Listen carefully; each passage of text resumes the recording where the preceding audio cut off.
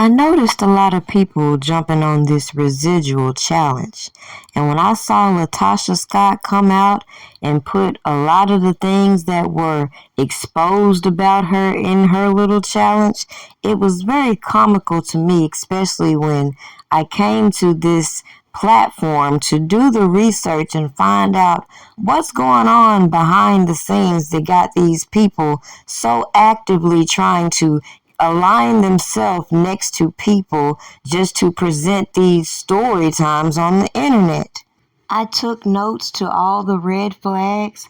I documented all of the janky business that would indicate a real RICO, and I observed how the government was trying to narrate R. Kelly's story and utilize janky ass people that have surrounded this man for years, including Latosha Scott's husband, who got on a platform and claimed to be witness to a specific ceremony, as all these people came to influence a certain informant's testimony with janky ass behaviors. Now, rather than engage with these weird ass people, I decided to take a step back and use my common sense and recognize that you can't jump into the middle of the story and try to figure out what's going on or why these people attach themselves to certain people just to come out here and try to expose them when they fell out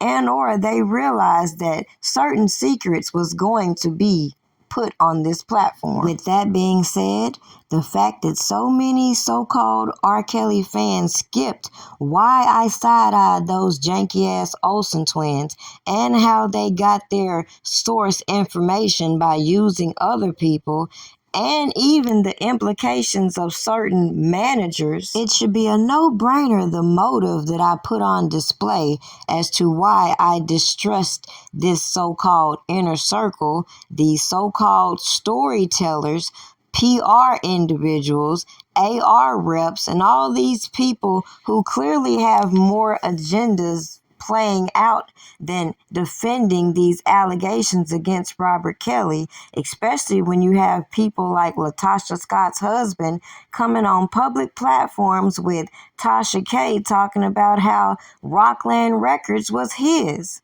So to see people talking about Latosha Scott's residual challenge and the things that she talked about, my attention is still on bringing awareness to the same thing I said 5 years ago. Where, oh, where are R. Kelly's residuals? Why are all these people that were supposed to be handling his business being implicated in all these allegations with no consequences? And even more, when the trending topics arise, why do people want to skip around valid points that have been made by R. Kelly supporters just because they want to toss him to the side and negate how shady all of these people within the industry move and create these false narratives on these platforms? Stay tuned as I break down these collages that had all these super fans going crazy all this time.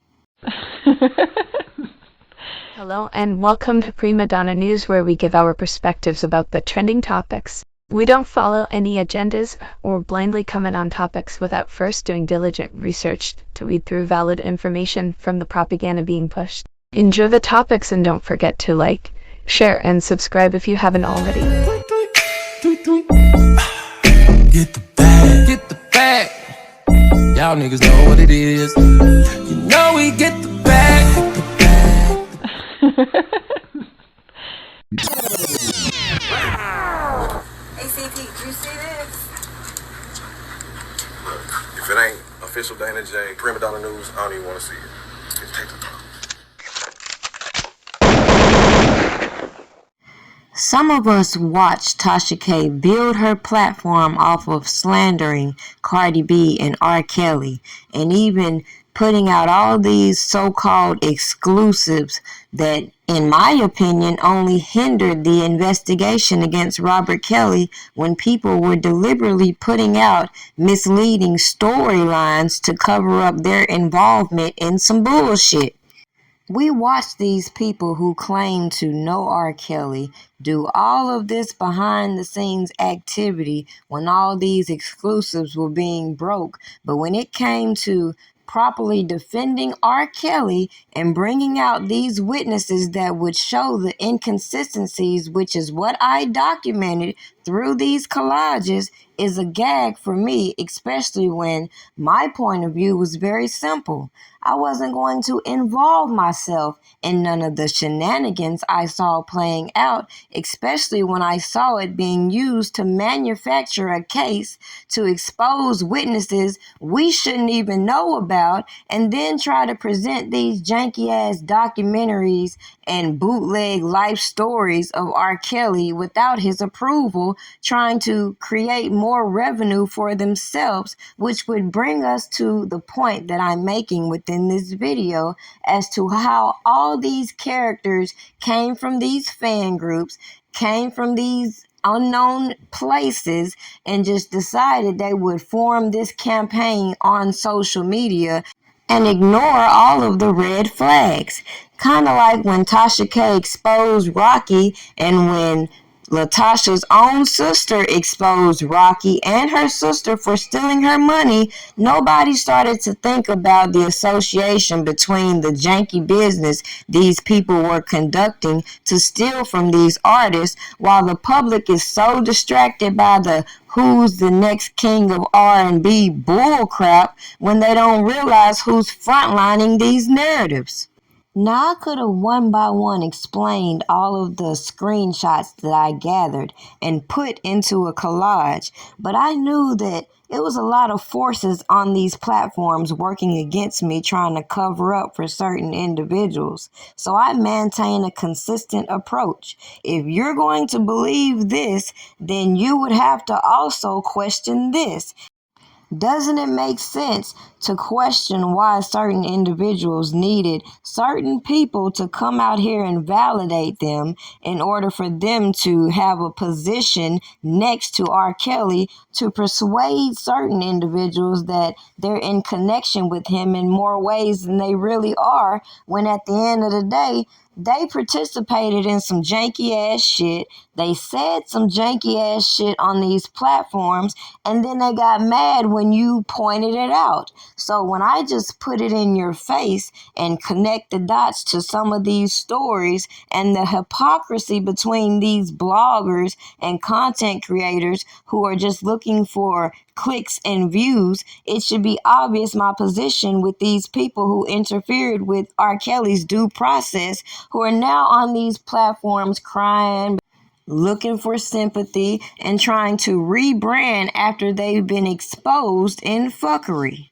And the problem I've had with a lot of these super fans and supporters who wasted so much time competing with the Knicks, skipping over facts, they could never focus on what the point in any video I've ever made was, which was these exclusives these people are breaking on the internet is one thing. But when the government can come back and build janky ass cases based off of this information, get people to corroborate this information, is that really evidence of a person's guilt?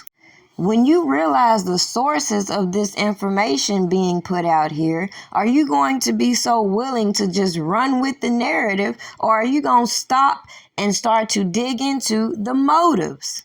At the end of the day, same reason why I said I wasn't going to debate with Team Lies is the same reason why I didn't overextend myself trying to prove no point when all these people exposed themselves, including Latosha Scott and her possible involvement or knowing about the janky business that was going on that not only affected R. Kelly, but affected her very own sister. Now she on her doing a residual challenge, hoping she get that relationship back. Somebody, make this shit make sense. If you haven't already, make sure you thumbs up this video, like, share, and subscribe. And go and check out my websites, www.freerkelly.info, and also order from my pastry site at www.primadonnapastries.com.